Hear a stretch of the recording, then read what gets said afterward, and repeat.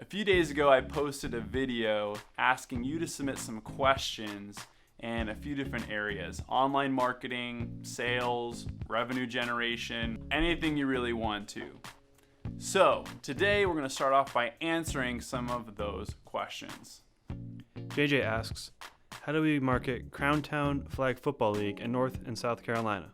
So, Crown Town Flag Football. I had a quick chance to look at your site and look some things over. It looks like you guys have a lot of cool things going on. I like the fact that you are using SumoMe. Those things are great. So some of the things to keep in mind when marketing a club or a community is the individuals in that community. What I mean by that is tell their stories and use their stories to help promote what you guys are doing as a whole. So some of the best mediums for that might be video, like we're doing right now. Do interviews with them, whether it's with an iPhone or whether a flip camera, if those even still exist, or a GoPro or whatever, and just take videos of different people and get them to tell their stories. What will happen is when you put that on your site, they'll get super excited about it, they'll tell all their friends, and then all of a sudden you have all their friends who probably have a lot of similar interests checking out Crown Town football.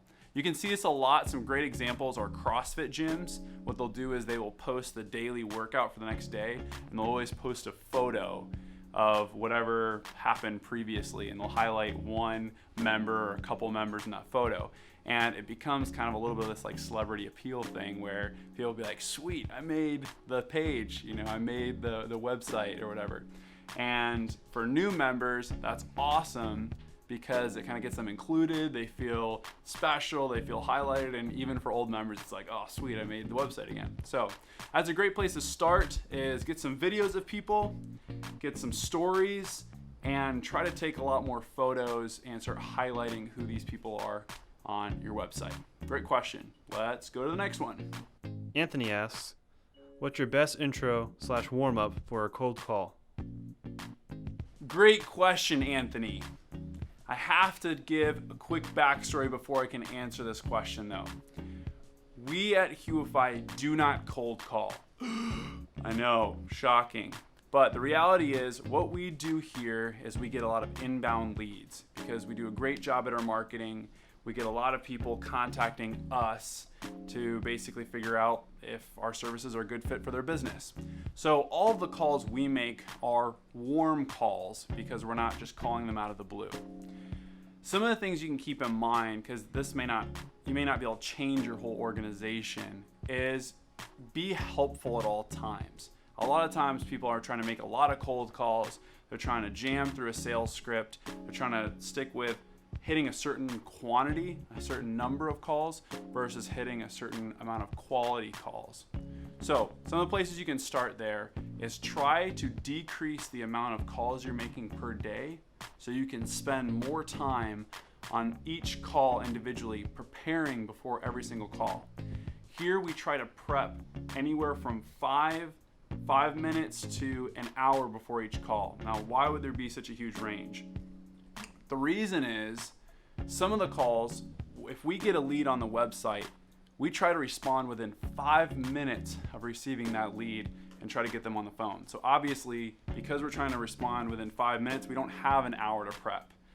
But if we're doing a follow-up call, or if we are calling them after we've seen that they've come in like over the weekend or something like that, then we want to prepare a lot more, and we want to prepare up to an hour for that call. Why is that important? If you prepare that much for every call, you can come into the conversation knowing some of the problems that they might have, and you can have educated questions. One of the gauges that we have on how well a call has been is if the other person who we're calling has talked more than we have. If we've done that, then we know that we have been asking them good questions and there's a good dialogue happening. So I know I really haven't answered your question quite yet. That's kind of the backstory, and that's some insight there. So let me actually answer your question. What is the best way to intro for a cold call? So we'll just say what's the best way to intro for a call, because like I said, we don't cold call. The best way to intro for a call is to ask them how you can help them. One of the ways we start here is we will tell them, basically, Anthony, I'll say, "Hi, Anthony, I saw you filled out a form on our website, and I had a few minutes here between meetings and everything else I'm doing. It seems like you've got some questions, and I've got some time. I'd love to help answer some of the questions you might have." And then I just shut up.